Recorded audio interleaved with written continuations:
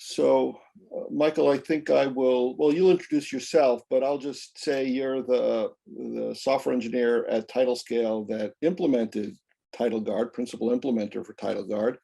Of course, it builds on a lot of other technology, and there's some deep stuff that you had to learn over the last year. And Michael's a graduate of UC Santa Cruz, and he was in the systems research lab at Santa Cruz, and he's known to some of you. But with that, I will turn it over to Mike, and you're on, Mike.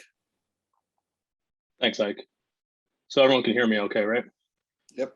I'm going to cut my video just to make sure I don't have bandwidth problems, but I can come back if you need me to. So thanks for the intro, Ike.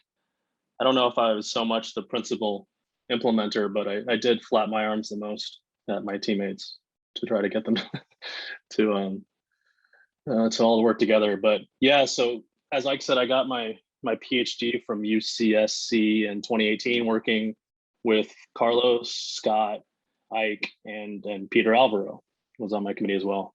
I worked on file system, metadata load balancing, different consistency semantics, and namespaces. So I joined TidalScale because there was a lot of similarities between my thesis and what TidalScale does, and that was intriguing to me. So what we do at TidalScale is we're writing a distributed hypervisor capable of running unmodified software on a cluster of servers. TidalGuard, which is the subject of this talk, it's a feature in our newest release that lets users swap out bad or outdated hardware while the system continues running. So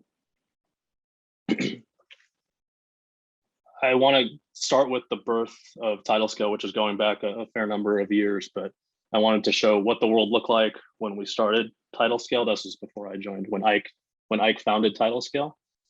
Some of the truths of the day are the same as they are today. First, data is king.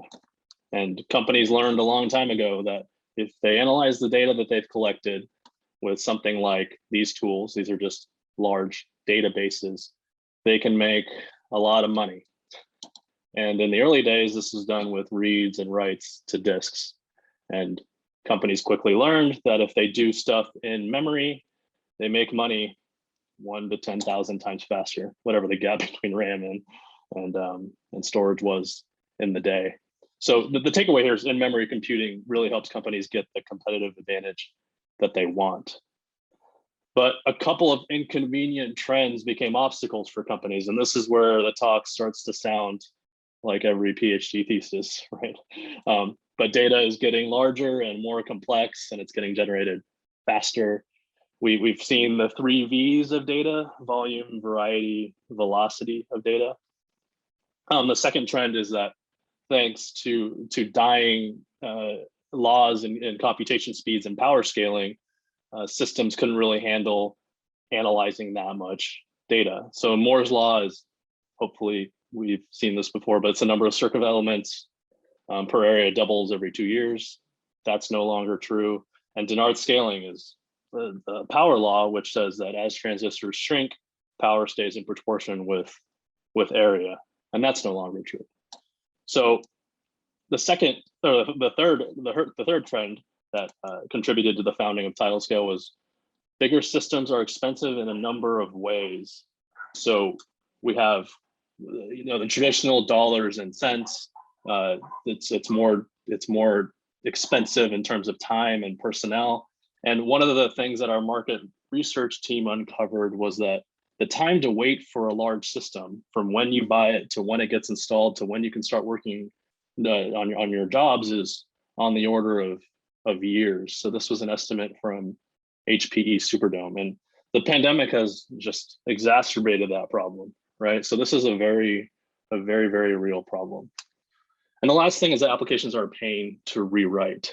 So this is a niche in the market that we weren't really sure about when we started TidalScale, but the flood of customers that have said that this is a problem has made this very real, at least in our minds.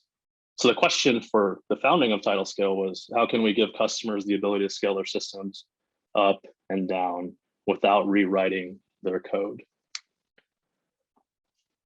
So let's start with the landscape of virtualization before TidalScale, which is on the left. So with traditional virtualization, engineers can quickly run unmodified software on a single server. And this was clearly a boon to development. So engineers know how to use virtualization, and Intel even provides support for virtualization with their virtualization extension instructions. But today, data centers look like this. You have more than one server, clearly. You have a cluster of servers. And so what we do at TidalScale is something called inverse virtualization, where you tie servers together with software. So here we're tying together 3 servers and it looks like one single machine. Here we're tying together 4 servers and it looks like one machine. So these are differently sized systems and they're running the TidalScale hypervisor on them, which we call a software-defined server. So from there, you can install your favorite operating system and then put any application or library or workload that you please on top of that. So this lets you elastically scale for price, utilization, workload, lots of cost savings that you can achieve with our product. So the guest is distributed across the cluster. And what that means is it can access the aggregate resources of the physical servers underneath. So the way that we achieve scalability, which isn't the focus of this talk, is there's no centralized knowledge. Things are stateless, and all the servers are making independent decisions to get the best mix of workload locality and performance. You can read more about that in our patents. But the nice thing about what TidalScale does is we enjoy a lot of the same benefits as commodity servers. So, as a traditional virtualization, namely we're running over commodity servers. We're running over standard Ethernet with TCP, and you can buy these servers off the shelf, and then your operating system is unmodified. So that means all your software is as well. So I wanted to give you a quick demo. If I do this, can you guys still see my screen? Or do you still see slides? We see it. Do you see it? Okay, cool. So this is our management server. Okay. So along here is just our regular, run-of-the-mill dashboard. You have activity here and alerts here. You have a pool of nodes here, and these nodes are imported into this pool, which is just a logical grouping of nodes. In this case, we have one pool, and a pool is a collection of homogeneous nodes. So they all have to be the same. But you can have multiple pools per management server. So from here, you can create a software-defined server. So what I'm going to do here to make a software-defined server, we put a comment in here. You select how many nodes that you want to be part of this software-defined server. And again, it'll aggregate the resources of these nodes. So I'll select 2 for fun. And then you say which hard drive you want your guest operating system to be installed on. With these nodes, I only have 1 hard drive, so that makes the choice easier. And then the user would be presented with which ISO they want to install from. And this is how the product works today, but I think in the near future, we're going to look at doing different kinds of guest boots, like from AWS images or from a guest that's already installed on disk. So we set that up, and then you can see we're getting the aggregate resources of those 2 physical nodes. This is my development system. So I cheated and I installed a guest operating system already on this. So the first thing you do is you boot the software-defined server, which just means booting these 2 physical nodes. And I'm going to put this away for a bit because those are 128 gig nodes. So it takes a while for those guys to boot, but we'll come back to that. But that gives you an idea of how easy it is to build a software-defined server. So let's dive into the technical meat a little bit here. The software stack for our product, it starts with, well, I guess this isn't software stack, but it starts with physical servers down there at the bottom, which we call nodes. And each node has resources, CPU, memory, and disk. Our distributed hypervisor for the product that we sell runs on top of those physical nodes, and our code runs on each node and works together to present a single system image to a guest operating system, which is installed by the user. but the guest operating system enjoys the aggregate resources of the cluster. And then to facilitate, good performance and locality, the resources can migrate around the cluster. So I drew little pieces of RAM here. We're not actually moving the RAM, like taking them out of the server. We're sending the contents of those pages from one server to another. But we can do the same thing with CPUs and IO requests. So on top of that, users can install any library or application that they wish, and then they can run their workload. So the guest OS is unmodified, and by extension, so is all the user software above it. So the big value proposition for TidalScale initially was, as the workload grows, so too can the system underneath. So all the user would have to do is add another physical node. The guest is granted access to that hardware, and then larger jobs can be accommodated. So I want to pause here and set the scope for our technology, because I think people's minds go off in 100 different directions when we show them what our software can do. So TidalScale makes our bones on legacy applications that don't fit on customers' existing hardware. And a lot of times they can't afford to buy new systems. So we focus on things like Oracle, which is #1 in market capitalization, which is how much a company's worth. Large scale computations, cache is a large in-memory database. And then things like in-memory, traditional in-memory databases like SAP HANA, which happens to be #3 in revenue, right? So over $200 billion companies.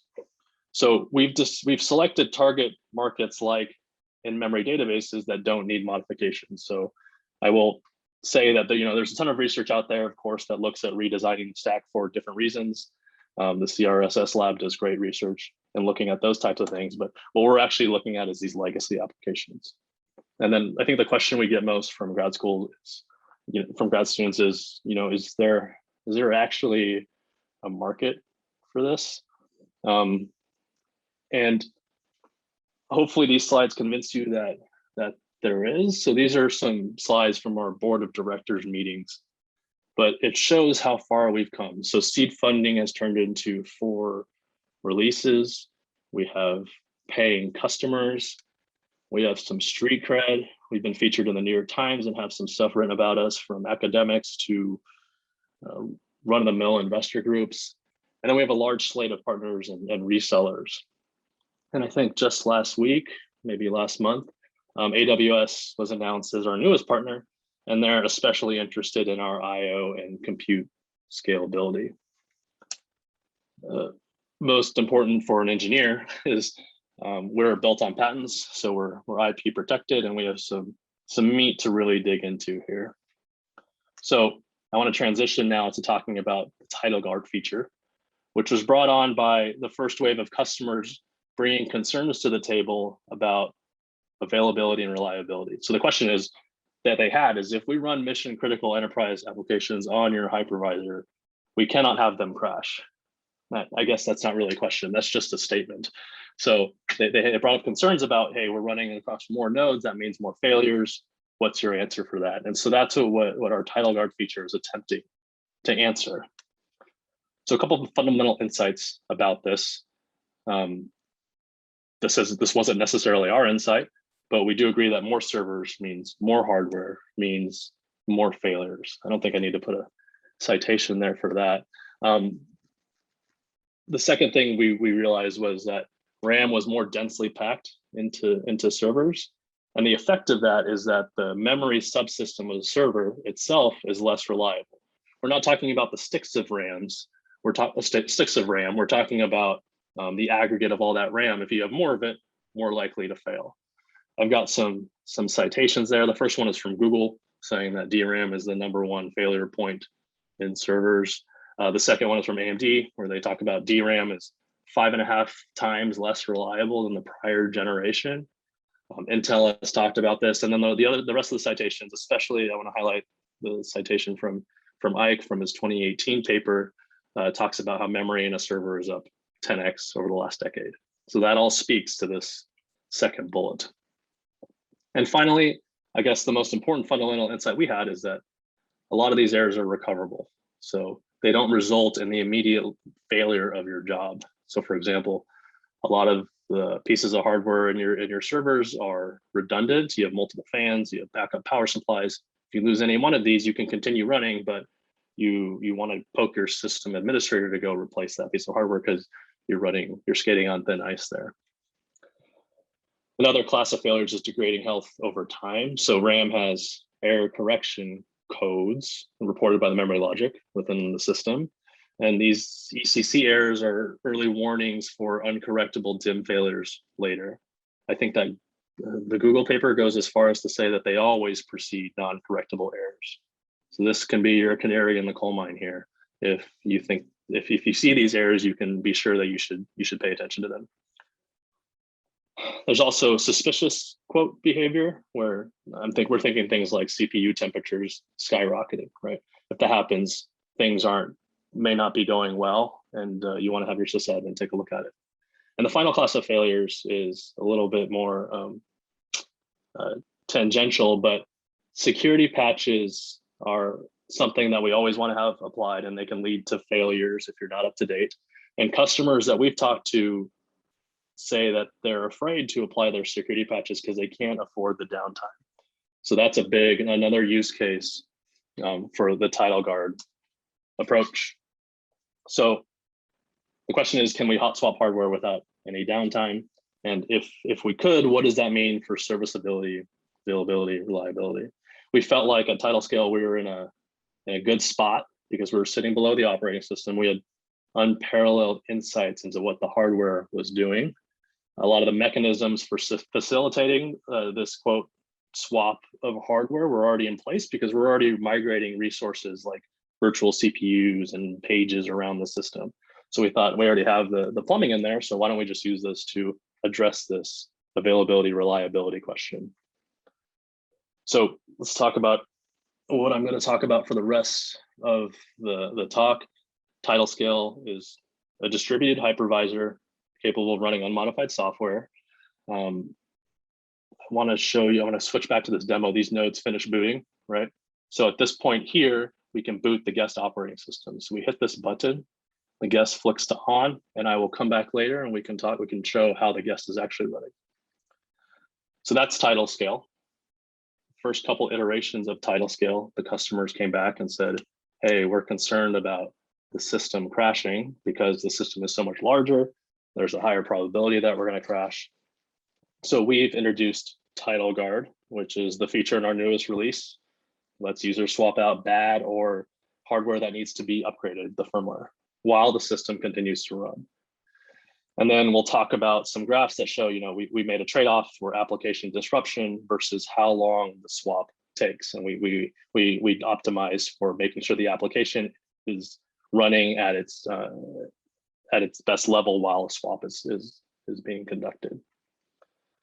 So let's talk about TidalGuard. We'll talk about how we did this. Let me give you a 1,000-foot view of what's going on here. So this is from our website.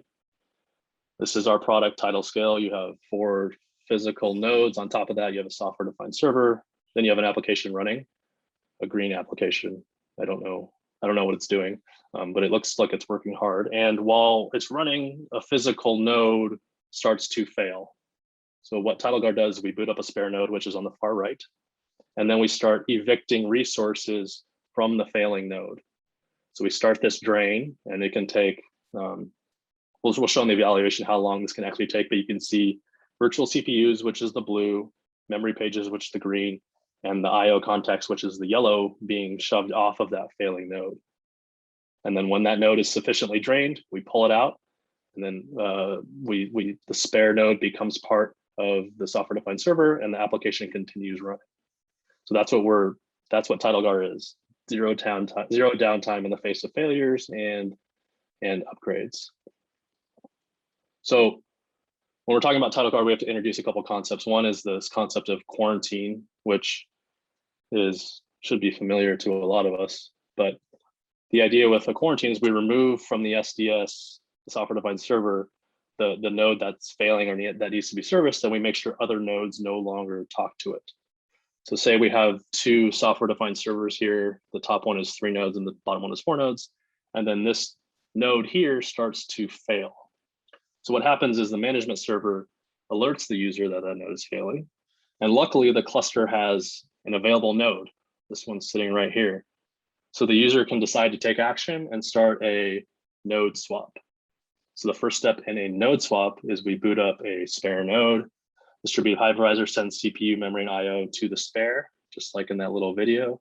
And then when that's complete, the management server puts the failing node into quarantine, which means don't send any requests or resources to this node. It's no longer part of the SDS. We redraw the boundaries of the SDS. So now it's these top 5 nodes, and the user or sysadmin is free to fix that quarantine node. So when that's complete, the fixed node can actually be reintroduced and they can become the new spare or part of an SDS, if you so please. So let's talk about the failure detection. And I actually have another demo here. This is from a software-defined server in our data center that has some memory errors. So the dashboard says, hey, one of your software-defined servers and a node looks like it's getting kind of sick. So you can click on your software-defined server and you say, yeah, sure enough, it looks like this software-defined server, which is 2 nodes, this much memory, there's a warning. We have a memory warning. You can click on that software-defined server, drill down, you can see it's an error on node 1. You can click on node 1 and you can see, okay, we've had 2 errors in the last, I forget, it's in the last polling interval, right?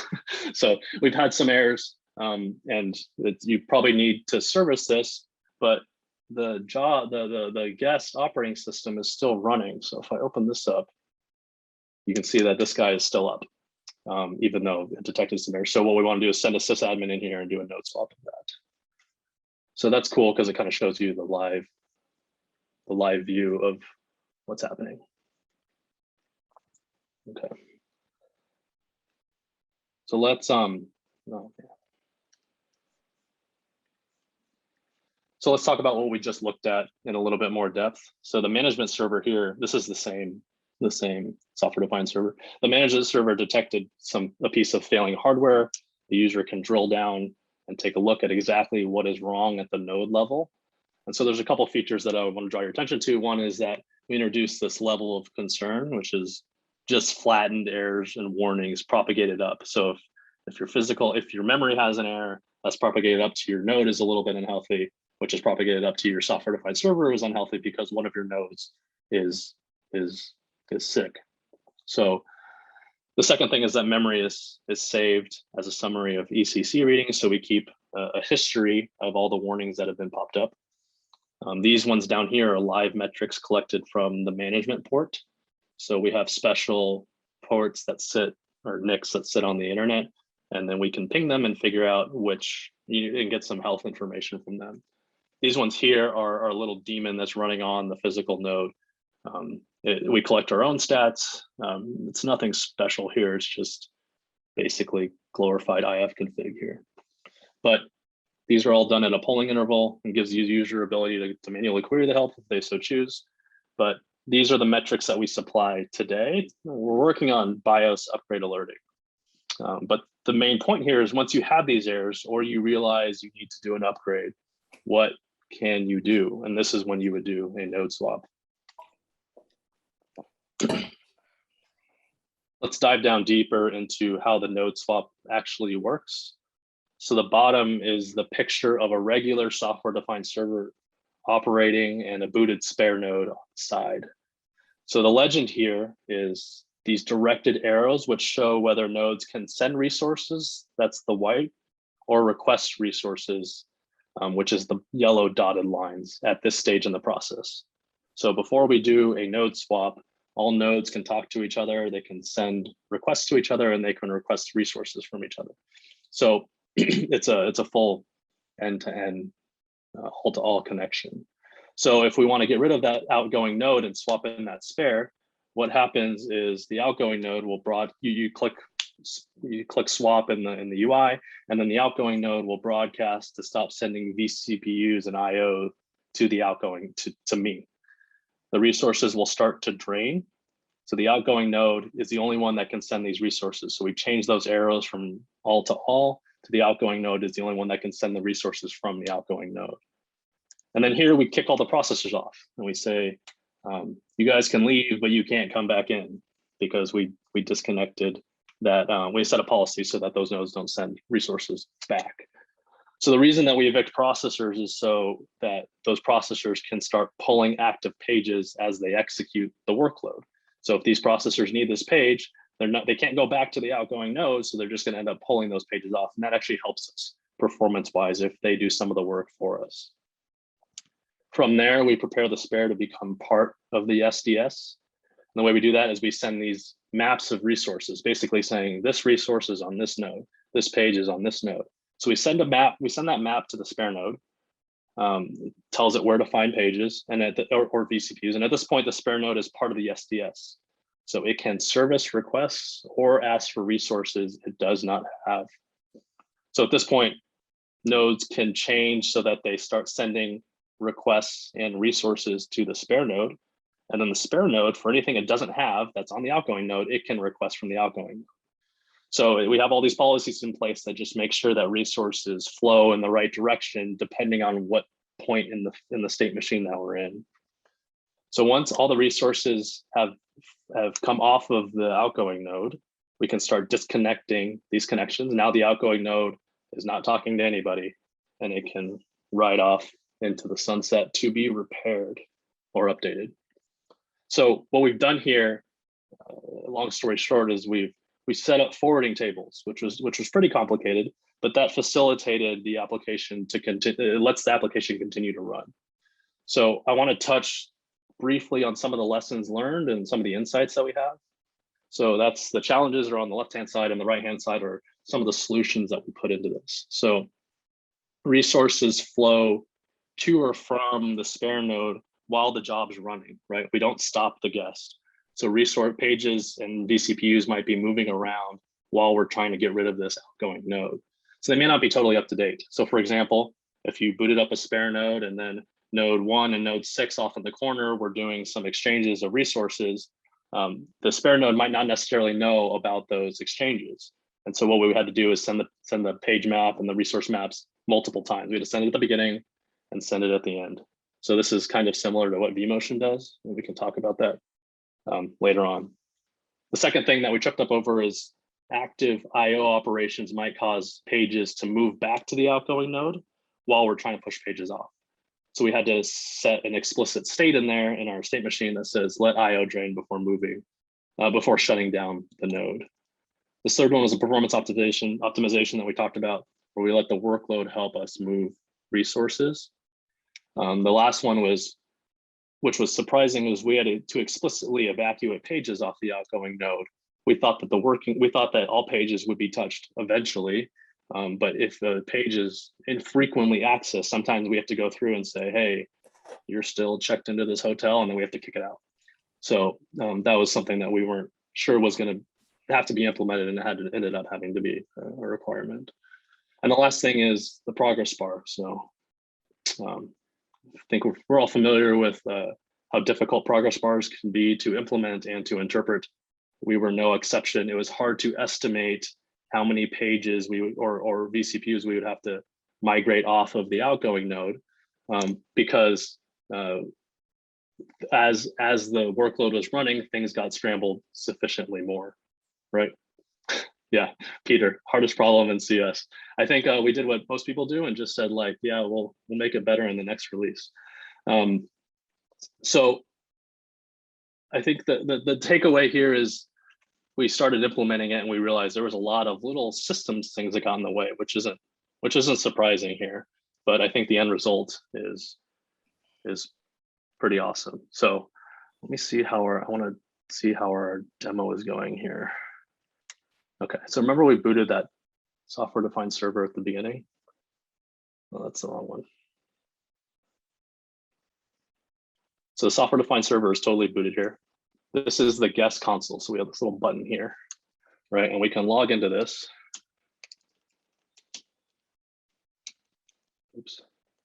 And type the right password there. And then I can run this highly intense job. I'm just kidding. It's just pinging Google just to show you that the system's up and running.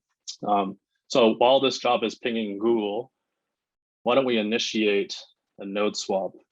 I'm going to run some magic here to see if I can simulate an error. So I just simulated something in the background, and you can see this warning popped up. So I just simulated ECEC errors for the last 3 polling intervals. So what the user would do is be like, oh crap, my memory is acting up. So he calls the sysadmin. Sysadmin says, okay, I'm ready to repair it.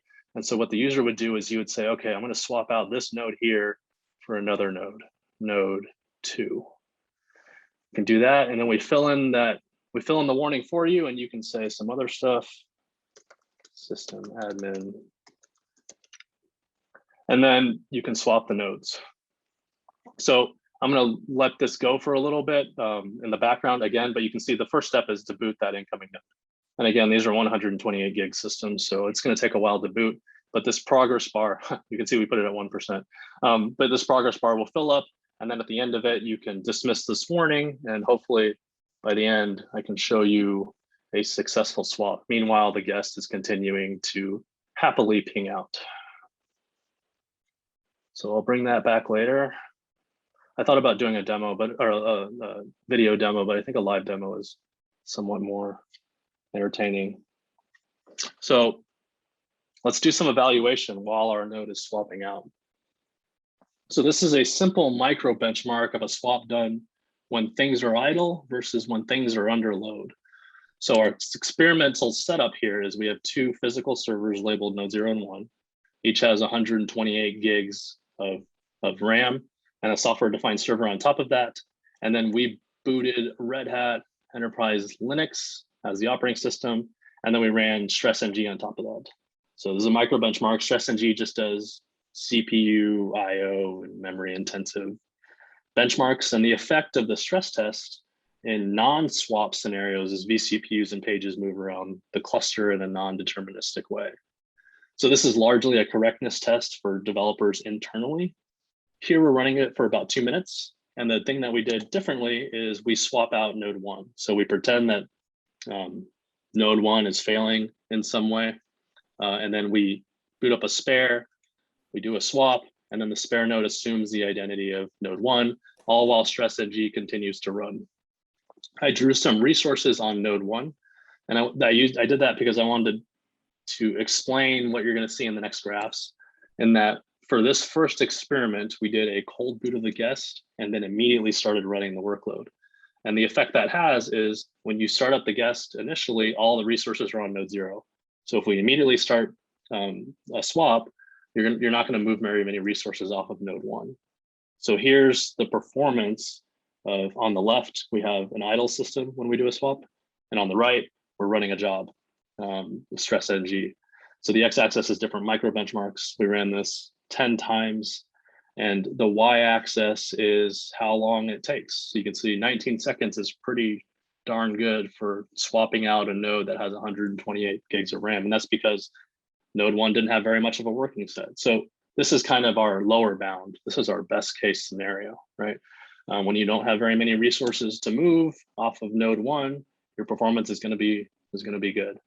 So let's talk about a more interesting case. I have some purple experiments here.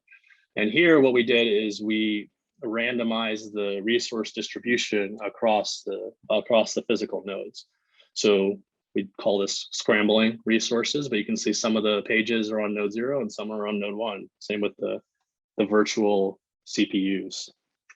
So when we ran this is supposed to be more representative of a more common case, right? But we can see the performance is worse on the order of seconds. Again, this is only a 2-minute stress test. But the difference here is that the resources are randomly distributed at the beginning. So the cost of moving pages and vCPUs is a factor in performance here. And the takeaway here is that in this more common case, will be heavily affected by the workload. But I mean, order of magnitude, this is still really good for how much RAM that we actually have on these nodes. I will say that, I mean, these do have error bars. I just couldn't get Google Sheets to print them out. So the standard deviation here is really, really low. Makes sense. Not moving many resources. Here, the standard deviation was significantly higher. And the stress NG standard deviation was the highest, which isn't totally unexpected. But what we did notice, and what was interesting, is that with the stress NT test, sometimes we would be really, really fast, much faster than the idle scenario. And what we realized is that resource movement was happening during the job. So the workload was actively pulling pages over. So it was working with us instead of just taking cycles away from us. So it was working with us to pull resources to the other node on its own. So in the end, that's less work for the swap to do. So this was a nice surprising result that the workload can actually aid us in our quest to swap out nodes. So let's talk about how TidalGuard works under heavy load. So we picked a benchmark here that looks like the 24/7 applications customers use, which are running for weeks and months at a time without a reboot. So our experimental setup is same as before, 2 physical nodes, except these ones are beefier, 1.5 terabytes, and then we put our software on top of it, so we get double that. And we boot Oracle Linux, and then we set up a database. We set up Oracle to be in memory, and then we started TPCH on top of that. For those of you that don't know, TPCH is an industry standard transaction processing benchmark. We set it up to consume 2.5 terabytes of memory. So if we were to run this just on one of these nodes, it would crash. So while it was running, we swapped out node 1, which again, what you would do if node 1 was failing, not necessarily failing in this case, but so the spare node comes up and then it assumes the identity of node 1. And then while we were doing that, the application, the workload just continued to chug along and run. So here's the slowdown of TPCH, the runtime of the application itself or the workload itself along the y-axis, and the baseline is when we're not doing any swap. So it's just normalized to that. And we're less than 5%. So this was really great news for us because this is a very heavy workload and we barely disrupted the application at all. So what you're saying is the slowdown on TPCH was under 5%. Yes, the slowdown of the TPCH execution itself. So we're not talking about anything else, any of our software. We're talking about the application running atop, which has no idea it's running on top of TidalScale. Sorry, versus what baseline? When we don't do a swap at all. So running the same job. Okay. Yeah. And if you run that TPCH on like a Oracle rack or some other non-scale up Oracle, how does this compare? We haven't, so we have some numbers internally for running on a 3 terabyte system. For the system we had access to at the moment, we couldn't even run the job on top of it because that we set it up to run for 3 terabytes. If we had run this on a single node, it would have ran out of memory. But we're going to publish some. Yeah. You're saying on an equivalent. Yeah. On an equivalent 3 terabyte system. Yes. So I don't want to bury the lead here, but this is what we were going for: minimal application disruption while the job is running. The second thing you'll notice is that slowdown increases based on along the x-axis when we initiate the swap. So the one on the far left is we initiated 10 minutes into the job, 1 hour, and then 2 hours. And the reason that it increases is, again, it's dependent on how many resources are on node 1 when we initiated the swap. So to help concretize this a little bit, for example, one run from this bar here, we had to transfer 26 million pages. So the later we initiate the swap, the more likely it is that the resources have spilled onto node 1. In comparison, the number of pages here, I don't have the number off the top of my head, but it was way less than 26 million pages. So this is what we were going for. And I want to talk about the design decision that we made to be 100% available. So that has a cost, namely we sacrifice the time to do the swap so that we can continue running the workload and servicing all of its requests. So here is the runtime of the swap itself. So the x-axis here is the same when we initiated the swap. The y-axis is how long the swap takes. And you see for the two graphs on the right, it's over an hour. So things are slower than we thought, but acceptable for our requirements. What we were going for is this first graph here. This is something that we can improve on in the future. So our theoretical maximum for this, for that 26 million page working set that we had to get off of node 1 is about 30 minutes. That's based on the measurements we have of how long it takes to move a single page and then extrapolating that up, right? So that we could get the theory, we could strive to get the maximum speed, but the trade-off there is it kind of puts our workload in jeopardy, right? The best way to swap out a node if your job is highly intensive would to be, stop servicing a request from the guests, which would stall the workload, then do the swap, in which case we would get line rate, right? And then we could resume the workload. But we decided against this, at least for our first iteration of TidalScale or TidalGuard, because the guest usually gets pretty mad when you don't respond well to its requests. If you have high latency, the guest will start complaining.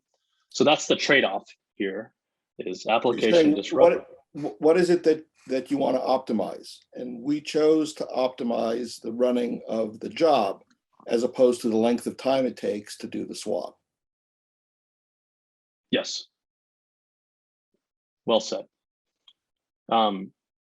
So we elected for high availability, as Ike said, with the lowest overhead. I mean, as a scientist, I really want to dive into this more, expand the x-axis a little bit compared to single node, as was suggested earlier. But also, we want to turn the knobs of the swap runtime. Can we get closer to this theoretical maximum, and how much does it make these other bars go up?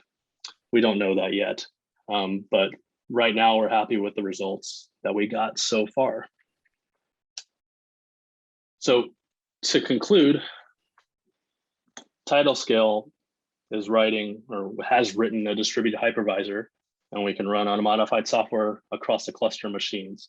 That was the value proposition for when we started TidalScale, and it's served us well to acquire a bunch of customers. But those customers kept asking us, if we run our mission critical enterprise applications on your hypervisor, we can't let them crash. What do you have?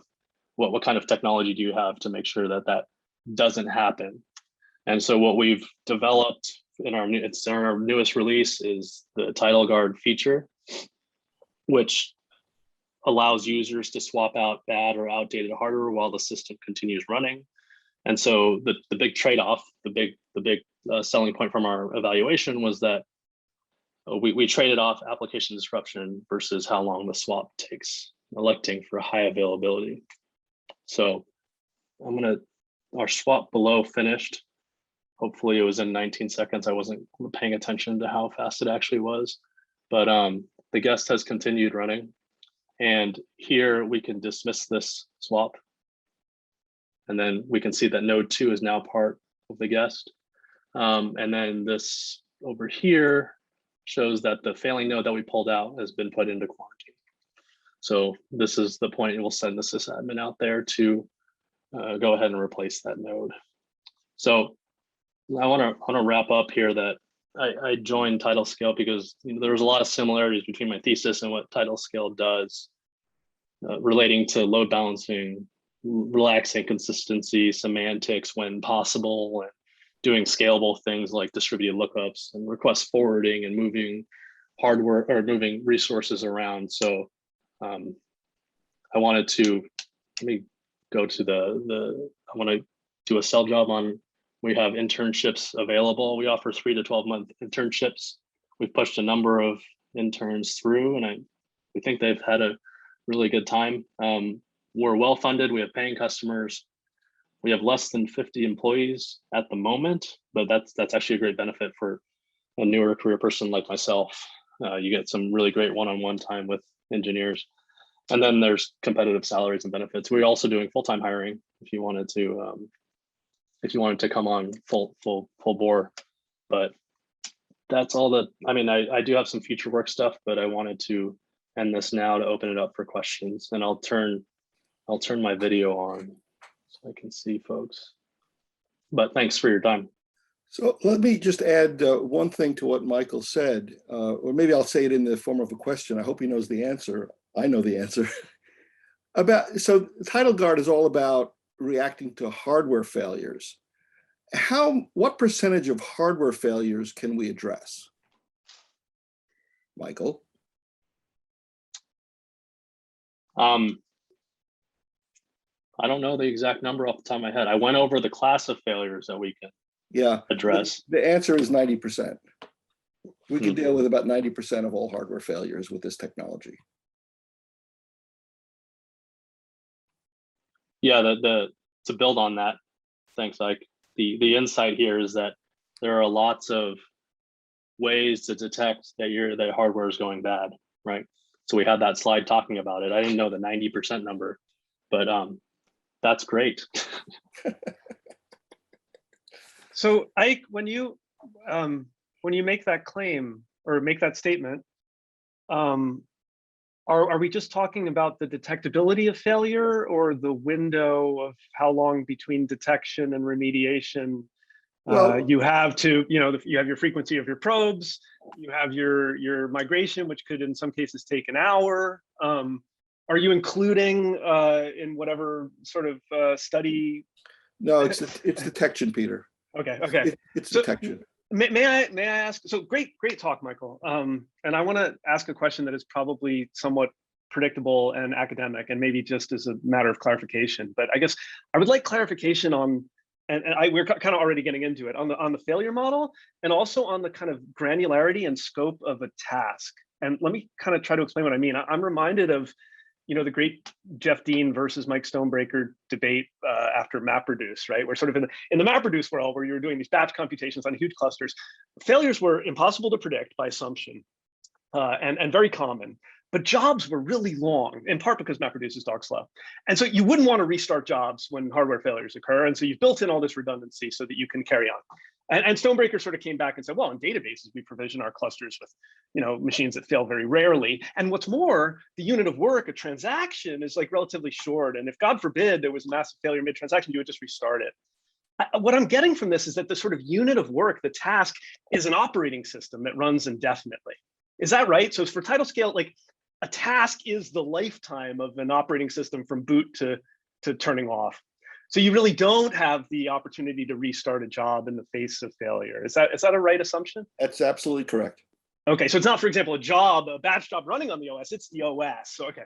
And then my next question is about failure model. And it's like, it does seem like we're assuming that nodes participating in TidalScale have this state machine that goes from healthy to starting to fail, and that they remain in that starting to fail state for like an hour, and then they go to failed. And how reasonable is that assumption in practice? And then beyond hardware failures, what happens if one of the nodes has a kernel panic? I assume the OS has to be restarted. Okay, so I don't, Michael, I'll take that one because that's stuff that you haven't worked on yet. But we have some patents pending on OS failures. And I'll just mention very, very briefly, we have not implemented this in our software yet, but when an OS crashes and is rebooted, the first thing the OS does is clear memory, and that takes a long time. But in the case of an OS running in a virtual machine, the contents of memory are still in physical memory, right? They haven't been erased. It's the virtual machine memory that gets erased. And we have a very fast way to do that, a lazy way to do that. But the physical memory still has the right contents. In particular, it has the right contents of what's reflected in stable storage. And so therefore, when you reboot, all you need to do is remap those pages that are on disk and in physical memory. You remap them into guest virtual memory, which is almost instantaneous. Now, you asked two questions. That was the second question. What was the first question again? You already answered. Oh, the first question was the lag. Yeah, so as soon as we, all the telemetry on all these motherboards tracks, for example, temperature. And when we see the temperature rising, we don't have to wait to swap or fail or anything. We just see the temperature rising. That usually means one of the fans went out. So at that point, we initiate the swap. So we, these are all customizable, parameters, but as soon as we know something's going wrong, we might as well deal with it right away.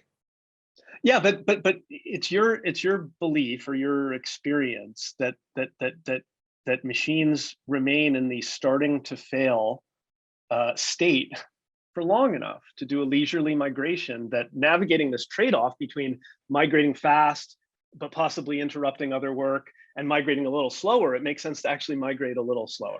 Well, as Michael pointed out, it's less than 5%, so the effect is very minimal. Okay, thanks. Yeah, Peter, I'll add on to that. I'll give the typical deflective answer that we haven't turned the knobs quite yet to see what these bars can look like, right? So we'll get back to you in a couple months and just tell you where the sweet spot is, how fast we can actually do a swap without making the workload throw up, right? But that's the kind of stuff that we're super excited to look at. I kind of gave you a taste with the theoretical maximum there, right? But I think that's the biggest area of future work for us, because yeah, swap for an hour is a really long time, right?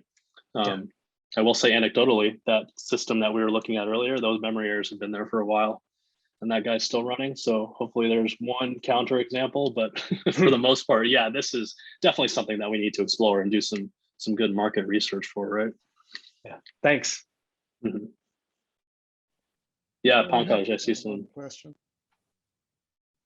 So you guys just announced that you are available in AWS, and I had a question related to today's talk, which is the technology that you talked about in today's talk. What does it mean, or what does it look like in an AWS situation where the raw hardware failure might be hidden from you in some way? Yeah, it's true. We provision on AWS today. So that management server that we showed earlier, that's able to talk to AWS and boot up AWS nodes from an AMI and run stuff like that.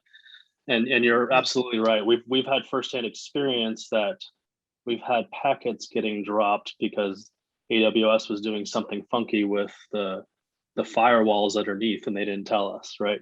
We were doing something kind of weird. We were pinging out from multiple MAC addresses, but then AWS was throwing those packets away because it was saying those are different MAC addresses for the same node, right? So that kind of stuff does happen, and it is a concern for us. I mean, what I can say is that hopefully we'll be in a good spot because we're sitting underneath the OS, so we can get away from that. But you're absolutely right. There is a lampshade pulled over our head for some of the things that AWS doesn't tell us.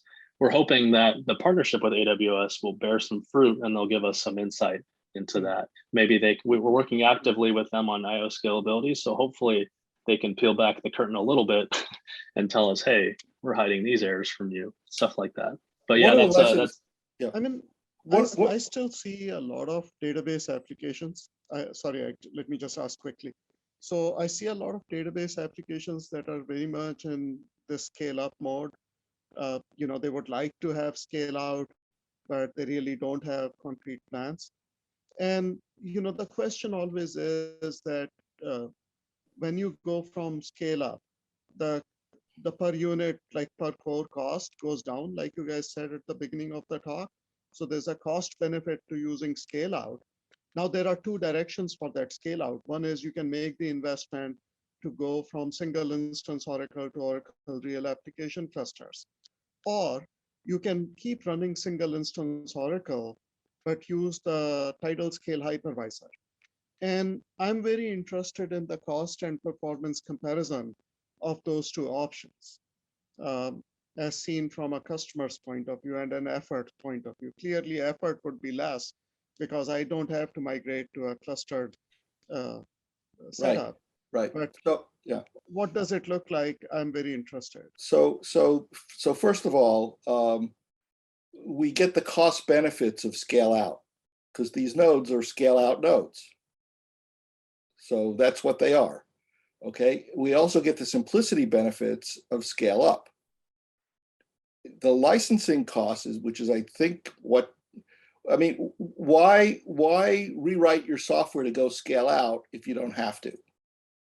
You wouldn't. Okay, so you're getting the cost benefit of scale out hardware with the simplicity of scale up. So I don't know why you would want to redo your landscape for that purpose. Having said that, you also have to factor in licensing costs for things like in-memory options on the Oracle licenses, and those are quite substantial. So with TidalScale, you pay for what you use. You don't over provision ever. So that's a huge cost savings, and we have numbers on that too, but not appropriate for this meeting. Yeah. And for this meeting, I was very interested to see how does the technical value proposition of what you talk about carry over into the cloud. So that was, anyway, Yeah. looks like you So- guys are so- still working on it. Michael he said this probably, but he didn't emphasize it a lot. Although we focus on Oracle and SAP, all software runs. So this is a universal solution. The compatibility is perfect. But we're a small company, so we can't go after every application that's out there. So we focused on the database applications. Yeah. Thanks for clarifying, Ike. Yeah. Good answers. Thank you. Good talk, Michael. Thank you. Are there any other questions? There was one Appreciate- question in the chat from Austin. He said, what is the 10% you can't catch? When you were talking about the 90% that you can catch. I'll yield my time to Ike on this one, since he threw the 90% out there. So he's got to stand up there and Defend it, answer. yeah. Yeah. There's always things that happen that we can't always explain. There might be some transient processor errors. We don't have a full catalog of all the things we don't know. So Austin, I really can't give you a complete answer. In fact, I have a meeting this afternoon with a very large customer, and I don't understand why, what his failure models are, but I hope to understand that going forward. So the answer is I don't know. Last year we had a squirrel chew through the power connector That's on right. a couple of our servers. I So that forgot would fall into the 10%. Yeah, we had in our office we had a small data center. We had a larger one, Santa Clara, and a squirrel came in and chewed through the cables. Varmint. Exactly. Okay, is there any more questions, or are we going to wrap it up? Thank you so much, Michael. Thank you, Michael. Thank you, Cynthia. Yes. Thank you, everyone, for joining.